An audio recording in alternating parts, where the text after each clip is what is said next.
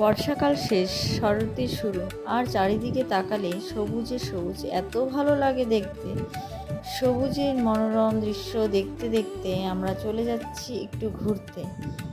এসেছি আজকে আমাদের জলপাইগুড়ির রাজবাড়িতে।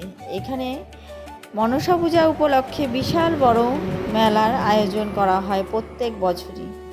আমি ছোট থেকে বড় হলাম, কোনোদিনও আসিনি।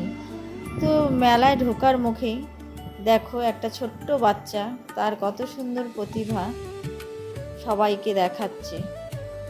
লোকজন দাঁড়িয়ে দাঁড়িয়ে দেখছে, কেউ কেউ আবার টাকাও দিচ্ছে। তো আমিও অনেকটা সময় দাঁড়িয়ে দেখলাম যে একটা ছোট্ট বাচ্চা কত সুন্দর করে নিজেকে ব্যালেন্স করে একটা দড়ির উপর দিয়ে কত সুন্দরভাবে নিয়ে যাচ্ছে, তাও কি হাঁটুর উপর দিয়ে হেঁটে হেঁটে। আমি প্রথম এসেছি এই মেলাতে, ছোট থেকে বড় হলাম, জলপাইগুড়ির মেয়ে হয়েও কোনোদিনও আসিনি। তবে সত্যি কথা বলতে এসে বেশ ভালোই লাগলো। এত লোক আর কত রকমের যে দোকান প্রথম দেখলাম। মানে এখানে কি পাওয়া যায় না, সব রকম জিনিসই প্রায় উঠেছে।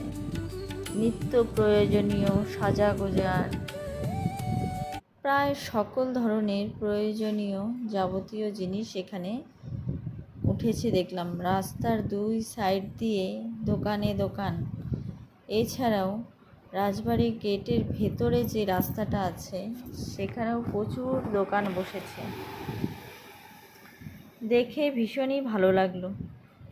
এই প্রথম এসেছি ঠিকই, কিন্তু মেলাটা দেখে এত ভালো লাগলো, মনে হলো যে হ্যাঁ, আসাটা সার্থক হয়েছে।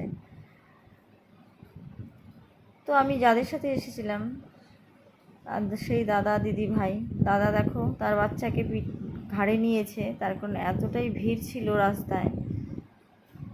আর প্রচুর লোক। এত বড় মেলা জলপাইগুড়িতে আমি কখনোই দেখিনি। এইখানে হয় মনসা পুজো। এই মনসা পুজো উপলক্ষে এখানে 7 দিন ব্যাপী মেলা বসে। এই প্রথম এসে খুবই ভালো লাগলো জলপাইগুড়ি রাজবাড়ির মনসা পুজোর মেলায়। ইচ্ছে আছে বিগত দিনগুলোতেও যদি শরীর স্বাস্থ্য ভালো থাকে অবশ্যই আবার আসবো। তো তোমরা যারা যারা আছো জলপাইগুড়ির আশেপাশে তারাও এসে ঘুরে যেও। এখানে শুধু দোকানপাট না, নানা রকম চড়ার জিনিসও এসেছে। তো কেমন লাগলো?